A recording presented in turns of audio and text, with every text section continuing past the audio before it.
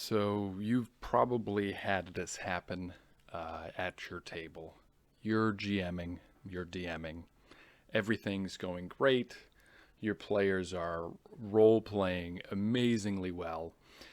And then one of them decides to interact with one of your NPCs that you haven't really planned out that much. So you kind of throw together this voice that's like vaguely English, Scottish. We're not really sure. And you kind of just hope your players go along with it. Um, of course, they do because you're the GM and you've put a ton of work into this experience for them. But you're kind of wondering, how could I have played that a little better? So yeah, this is the biggest question I get from other GMs is how do I act out my NPCs more realistically? So I'm going to try to address that question with this podcast, and I'd be curious to hear if it works for you or if it doesn't work for you. If you just want to say, hey, this is garbage, just go ahead and do that in the description below. But I think it will be really useful to you. And the reason for that is, so I have actually started jamming really recently. I've been a theater educator, artist, and director for the past 10 years or so. And then when COVID started, I pivoted to jamming online. That led to me getting hired to run role-playing games for high school students.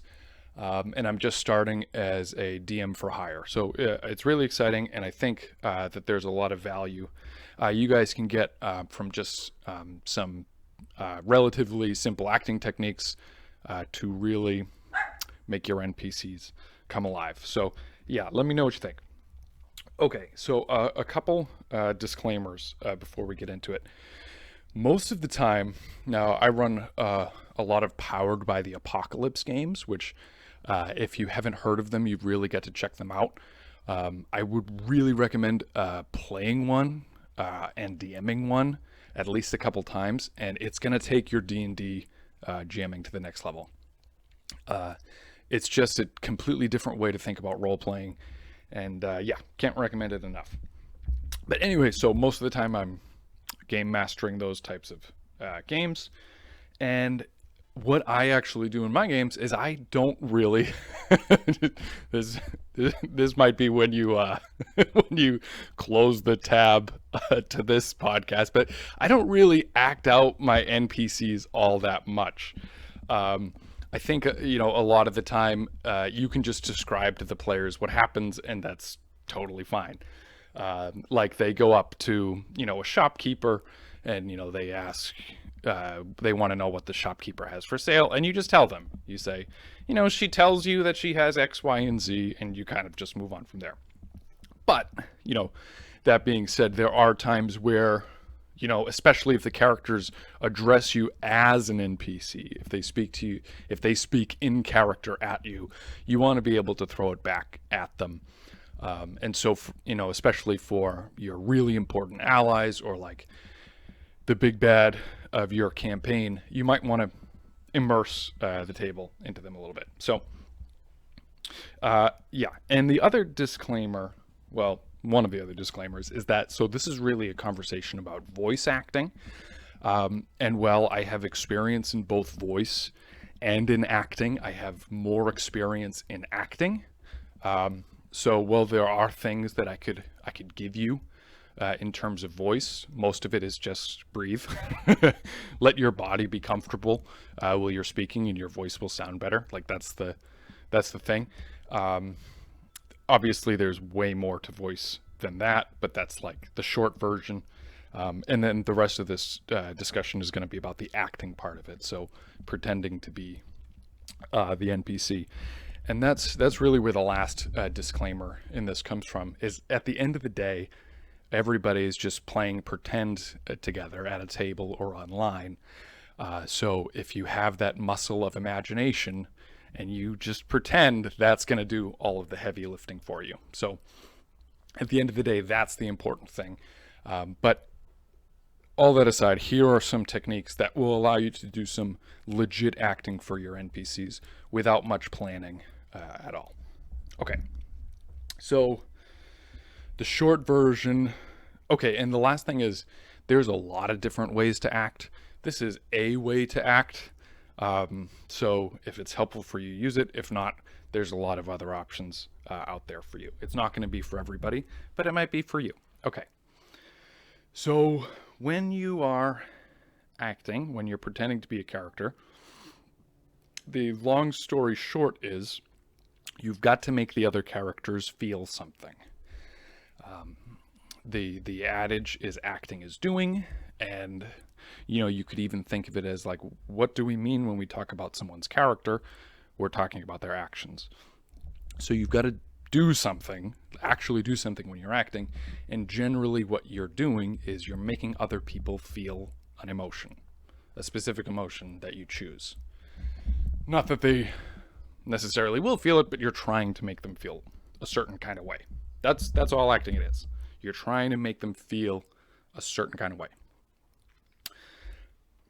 So how do you know what the character... Okay, oh yeah, so, okay, the other thing is this. If you want more role-playing at your table, you can't just make it all about you as a GM, but you also have to think about ways to make it a collaborative experience and for everyone else to role-play as well.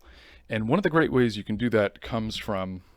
I found it from Powered by the Apocalypse games, where when you speak at the table, you don't speak to the players at your table, you speak to the characters at your table. So, my name's Jake, and I'm playing Bob the fighter. You wouldn't say, hey Jake, what does Bob do? You would say, Bob, what do you do?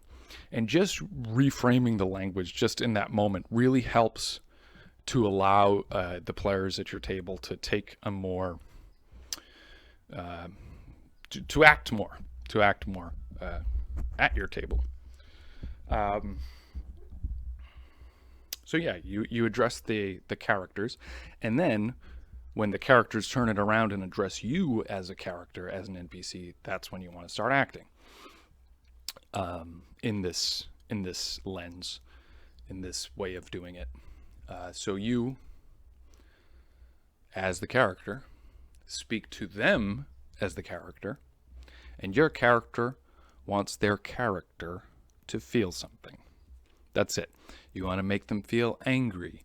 You want to make them feel hopeful. You want to make them feel terrified. You want to make them feel guilty, whatever, celebrated. The list goes on, and I will be creating a GM cheat sheet that you can put on your GM screen with a couple really strong options for this, so that when it comes up that you have to act as an NPC, you can just really quickly look at this list, pick the one that's most appropriate, and then play that action on your characters. Okay, so let's take a giant step back, and let's talk quickly about the style of acting that this is, because it's a certain kind of style. So people have been doing performance since as long as people have been around, is what theater historians seem to agree upon. As much as we may have learned in high school that I'm really putting on my theater teacher hat here. This is exciting for me. As much as we may have learned in high school that theater started in ancient Greece, we really know that theater performance began in Africa when human beings started being human beings. It was primarily used for religious ritual and education. That's what people think. And it wasn't until the late 18th century, early 19th century, that people started acting in performances realistically. That is when psychological realism, the name of the genre, was born. People didn't start acting as if they are real people, how they act in real life. People didn't start doing that until just a couple hundred years ago. And, your D&D campaign, as much as it is fantasy, the style of performance really is psychological realism. It's you maybe could call it magical realism, but at the end of the day, all the characters are generally acting as real people would act in those circumstances. So we're talking about how to act realistically. And the best way to act realistically is to actually try to do something. Okay. So I've spoken a little bit about, what it is when you're acting. You're trying to make them feel something. So, but the question is, how do you know what your character wants to make them feel? Does the innkeeper, want to make them feel guilty? Does the innkeeper want to make them feel angry? Does the innkeeper want them to feel happy? And it could, the answer is, it depends on the context. It could be any of those things. So how do you know? Well, there's just one thing that you need to know about the character in order to know what kind of actions they're going to play. There's only one thing you need to know about them in order to know how they're going to try to make people feel. And that is, what is the most important thing to them? What do they want more than anything else? If you know that, you can act as them in whatever circumstance there is. So let's go back to this innkeeper example for a second. The innkeeper, let's just say we get to create this because, we're the GM in this scenario. The most important thing to them, let's take the simple answer. Simple is often best. The most important thing to them is their inn. They want their inn to be successful because that's how they support their family. For example, like it doesn't have to be super elaborate. It can just be that. Okay. So we know the most important thing about them is for their business to succeed. So then, in order to figure out how they're going to make the characters feel, we need to know how the characters play into that. When the PCs come into town, are they there primarily? Are they going to support this inn? Are they going to, spend a night there and buy food and drink? If they're going to do that, then maybe the innkeeper wants to make them feel safe or welcome or happy. So you just let that affect how and what the innkeeper says to them. Hello, well met. And you actually try to make the players feel whatever it is, safe, welcome, happy. And because you're actually doing something, you might create some real feelings, which is interesting. And, that might be what acting is. But it doesn't, but that's just one scenario for what the innkeeper wants.